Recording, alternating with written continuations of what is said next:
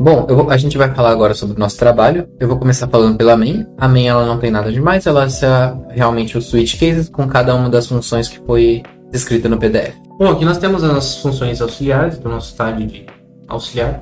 Nós temos uma função para leitura, que ela vai ler o arquivo palavra por palavra.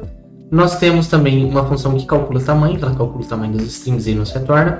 Temos uma função aqui para abrir e verificar um arquivo no modo leitura de binário, ela vai verificar toda a integridade dele. Temos também uma função que abre e verifica para leitura e escrita de binários. Temos também uma função que ela faz a leitura de campos variados.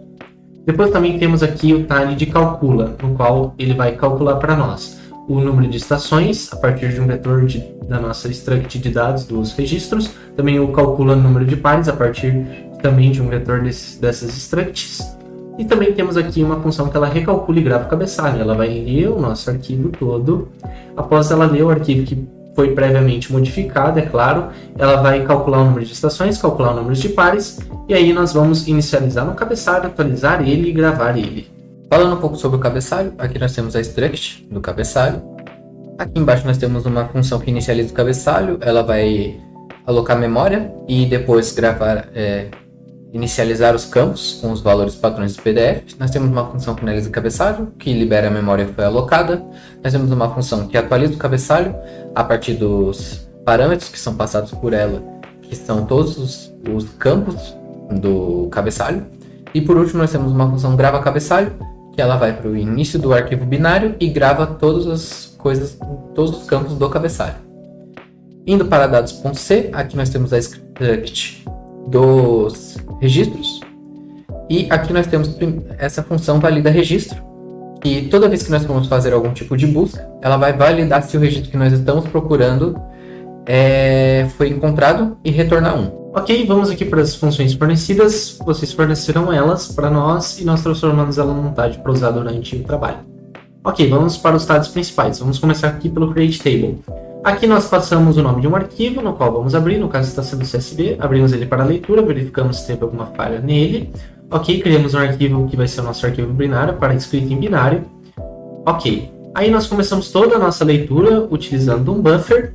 Como o buffer lê como uma string, nos que são inteiros, a gente converte eles para inteiro. Ok, após isso nós escrevemos tudo no nosso arquivo de forma binária.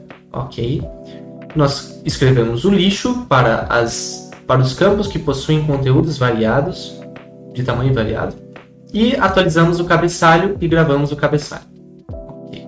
Bom, falando agora sobre a função de delete, nós abrimos um arquivo binário para leitura e escrita, colocamos ele como status de inconsistente e começamos a fazer a busca.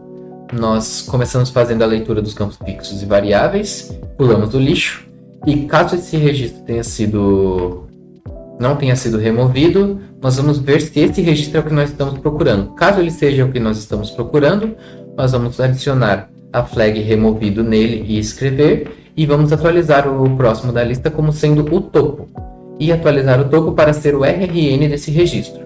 Ao final, nós liberamos a memória que foi alocada, e incrementamos o RRN, e no final recalculamos e gravamos o cabeçalho. Vamos agora para o tag de insert into.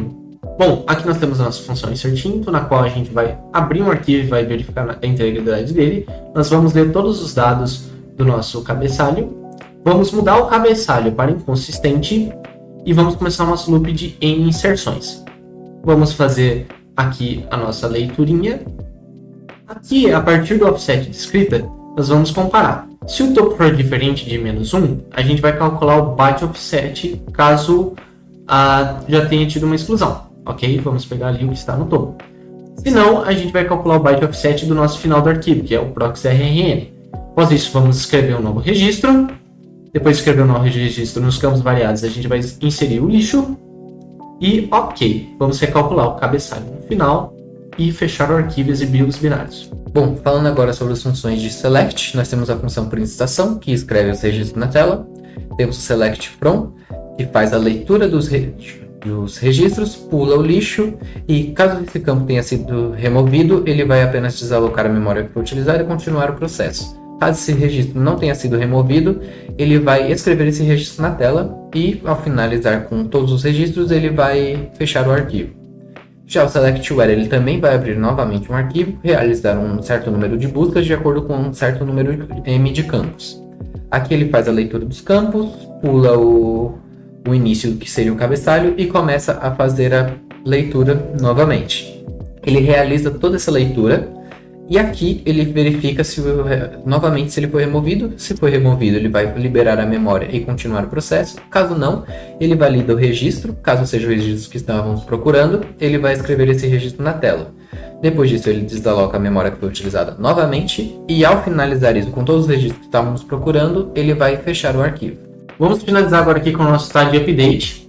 Nós temos a função de update, na qual a gente vai abrir o nosso arquivo, vamos atualizar ele para inconsistente, vamos começar o loop de N buscas, onde nós vamos ler os campos que nós queremos atualizar e os valores que vai ser colocado neles. Nós vamos pular o cabeçalho, vamos começar a ler esse arquivo. Aí, quando acharmos um registro, vamos verificar se ele não está removido. Se ele não for removido, vamos ver se é esse cara que nós queremos. Após isso, vamos fazer a verificação um por um aqui para ver se é o campo que nós queremos mudar. E quando acharmos o campo que nós queremos, nós mudamos ele. Após isso, nós escrevemos no arquivo, desalocamos a memória utilizada, atualizamos o estado para consistente e fechamos o arquivo.